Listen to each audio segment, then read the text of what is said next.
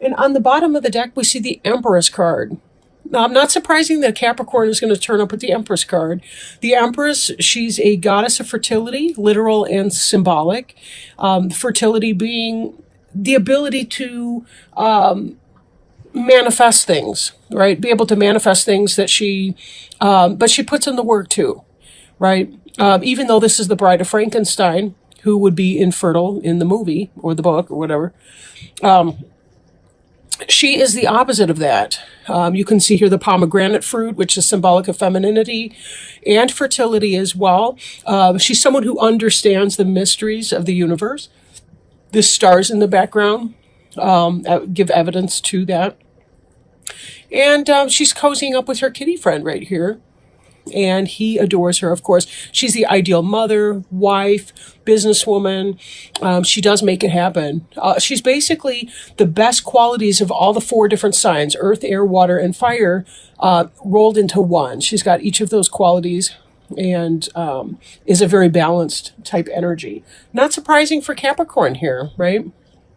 Capricorn can be very grounded. Sometimes they're not, though, of course. That's any sign. But then we have covering you the Lovers card. Lovers possibly could be the Gemini card. Could be a head or heart decision. Or it could be that some of you are experiencing a new relationship with someone. There tends to be, in the lover's relationship, if it means a literal lover type relationship, a good deal of balance between the two of you. Then again, it could just be that sense of conflict in between. The head and heart decision that you could be trying to make. Now, in this particular reading, we see she's got a picture of her boyfriend who's writing her from far away. He kind of looks like an uptight person, and then here comes this fabulous lover through the window, who's mystifying and a little scary. And for some of you, you may be going through that type of decision making right now. It could be that you're not really sure what to make of that. Now, crossing you, we have the 4 of Imps card in the reverse. In the upright, this is a situation that is, it could be a happy celebration, a marriage. You see 1111. That's an ascended number. 1111, it relates to the idea of twin flame relationships. It is in the reverse. It's not the building blocks. Like, if we look again at this, I think of 4 posts or 4 corners that make the foundation piece of a building, a structure, something that you're building in a material way. Imps is the suit of fire, so there's that passion that comes with that, but it's passion put into action, being able to create the bower, having the happiness and the peace of that. In the reverse, it could be that some of you are taking on a lover and it's not going to be getting off the ground. It's not going to be building. It could be some kind of conflict for you, right? Now, that's not to say that there aren't aspects of your life where you're well-grounded, well-rounded, and you're making it work. But there is that kind of a sense here, given that this is in the reverse position, that you may be doing something that can actually uproot or bring down your house. If you are in a third-party situation, if you're stepping out on someone, just be very careful about that, because the energy can be kind of unstable here. Or that you could be leaving a situation because you have a new lover, leaving a boyfriend or girlfriend in the back or in the past. Now, crowning you, we have the Queen of Imps in the reverse position.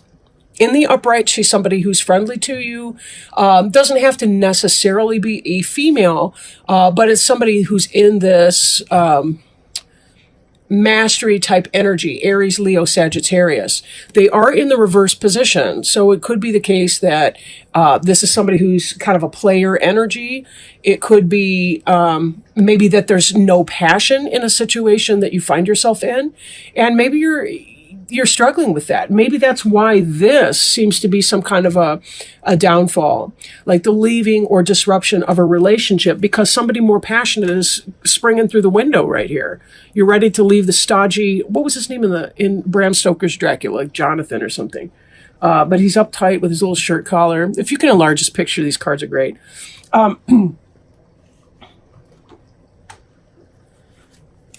Now, Two of Fire is, They're not getting along. These two imps are at each other's throats, and there's a sense of, we have to find some kind of a balance here.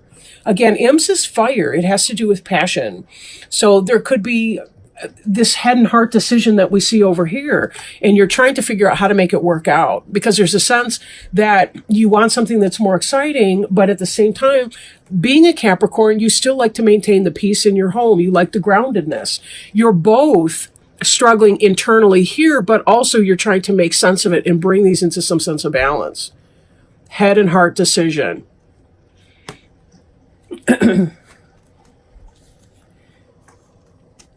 In the past, or it could be current energy that's moving into the past, we see you moving on from a situation that you've invested a lot of emotion in. The suit of ghosts is the suit of water or cups, so it has to do with emotions and spirit. When we eight of ghost someone, basically we ghost a situation. We have to walk on. We got to leave. It's toxic for us. It's not fulfilling us emotionally. There's disappointment, heartache, loss with that. On some level, there's something that many of you that are viewing have left behind. That could be this leaving the partnership. Maybe you were living with someone and you're moving on from that. You've decided to leave it, and that's why it seems that your home life is uprooted, or the opposite of edification. What would that be? Uprooting, I guess? 10 of imps, we see you with a great deal of responsibility. This is in the forward movement. This is what's coming, right? There's a great deal of responsibility that has to be done. If you are leaving behind some type of situation, you are uprooting. It could be that just the basic detail work. Again, though, imps is fire. So there's something that you're taking on that you have to put this passion into action to make it happen. And there is still some sense of loss along the way. As many responsibilities as you have, one may get away. You may overlook something. So be careful that you're making your lists, checking them twice, kind of find out if you're naughty or nice. Well, but anyway, you get the point. Just be sure that you're checking your list, and you're making sure that all your stuff you need to do is on that list, and you're taking care of that. But be careful that during all of this, you're still finding time for yourself to play and relax. Try to maintain this sense of balance here. I will point out too that the next deck, the next card over here, at the bottom of the deck is the Fool card, which is about taking that blind leap of faith. Sometimes when we find ourselves dissatisfied in a situation, we really do need to move on from it. We do need to try something new, if for no other reason than to keep growing as a person. When we feel stagnant, we do become the dead body that is electrified into life, but it still is a dead energy. We need to be able to come to life fully, be able to produce fruit, however we want to call that metaphorically. Some of you may actually garden, but in that sense, whatever that is, you want to feel alive in your life. 7 of Bats is kind of getting away with something. Again, it's this kind of energy that some of you may have somebody on the side, or you may have slid from one relationship into another because you may have been seeing somebody kind of on the down low. You'll note that this guy here, he's sneaking out of these tents and he's trying to get away with all these bats. Some of them are escaping. He's not going to be able to take everything with him. But be careful too, because sometimes that can indicate evidence. The lipstick on the collar stereotype or something like that. Be very, very careful here that you're not, I want to say messing on your karma, by leaving a trail of heartache or, anything like that behind. But this environment card, this is the card representing you, and this is the card representing your environment. There's a lack of passion in your environment. Ace of Imps upright would be the Ace of Wands in other decks, which is a clear phallic symbol. Has to do with a lot of passion. This is an absence of the passion, which could be why you were seeking something outside of your relationship and turning this, what used to be an edifying marital structure, upside down. Trying to get away with something, though. But if you are found out, there could be a battle zone at home.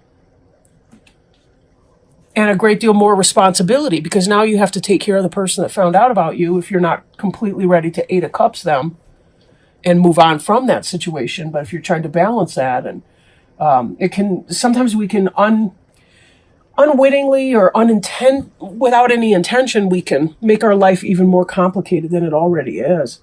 5 of Ghosts is about a sense of loss, disappointment.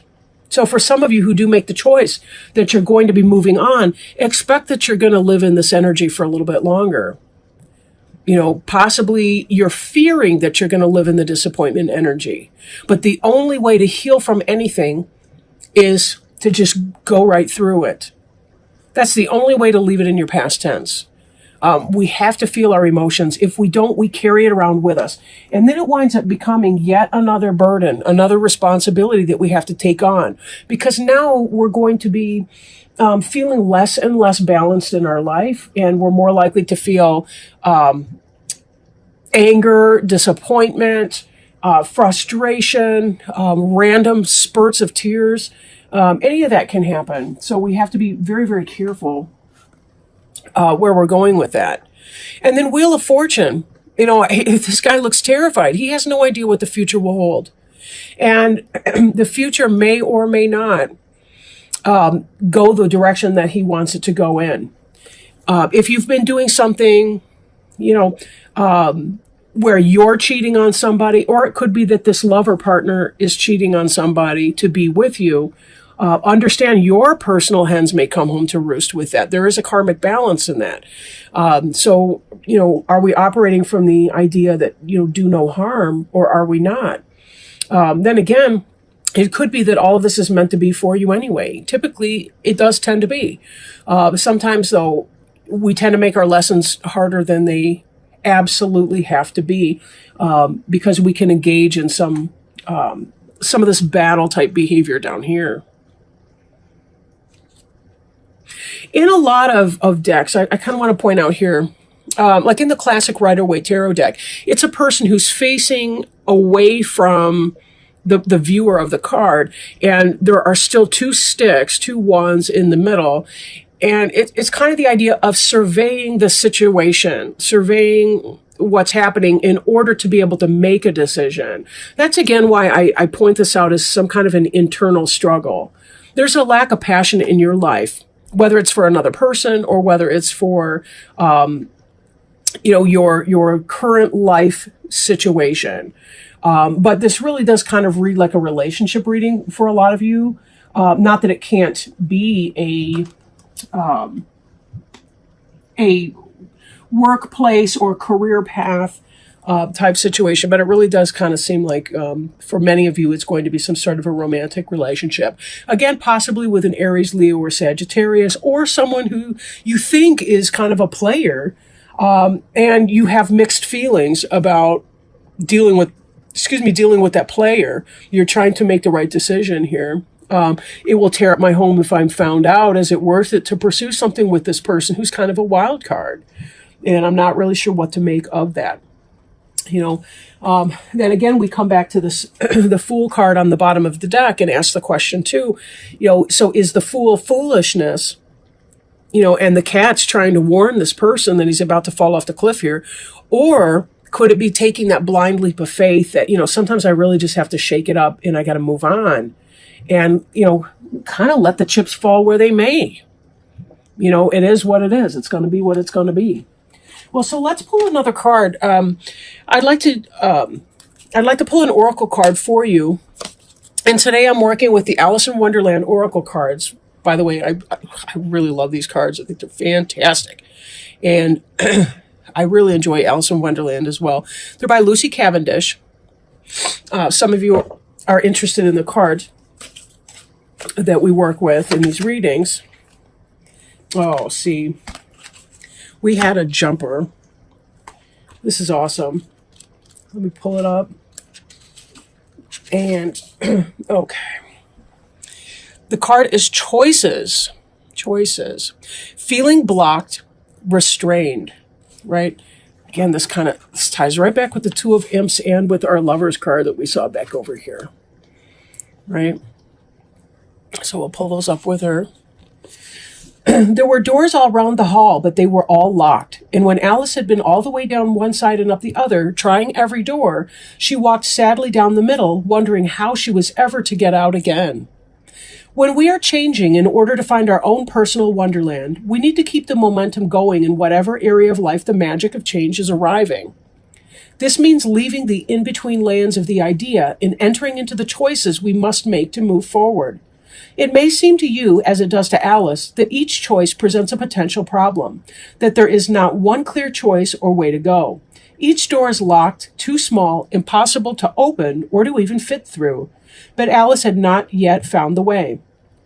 You too are on the road to finding the way to unlock the opportunities that are all about you.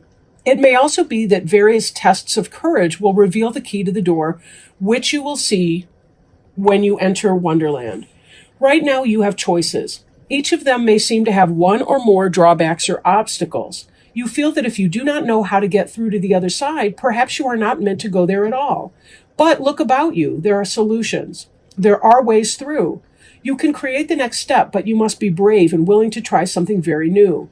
And then you must be ready to deal with the uncertainty taking this step shall bring.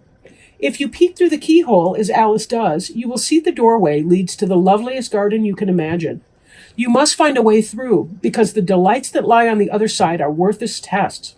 The challenge is how to reach this place. You may need to grow smaller. You may need to grow larger. You may need to change yourself in ways that initially seem very strange to you. In divination, this card reflects choosing which way to go, a moment of decision, uncertain of what is best or what to do next, feeling like the door is closed, and wanting to reach the next stage of your life, but not seeing a single way through. There's a saying that goes, if God leads you to it, he'll lead you through it. And whatever your viewpoint is on God or divine or anything like that, just understand that nobody's ever brought to that place of a door if they're not also given the option of going through that or some ability to go through that. Everything that you've done in your past has led you to this point. And know that you're here because you are, in fact, able to cope with and deal with what that means when you're here at this point. Even if you don't feel ready, even if you feel like a small child inside and aren't sure exactly what to do with that, just know that you are being guided through all of those steps, that you do have your supports, whether they're your friends on earth, your family members, whether it's spiritual guides and supports. You have been brought to this point for a reason. And part of this is about your spiritual growth and development.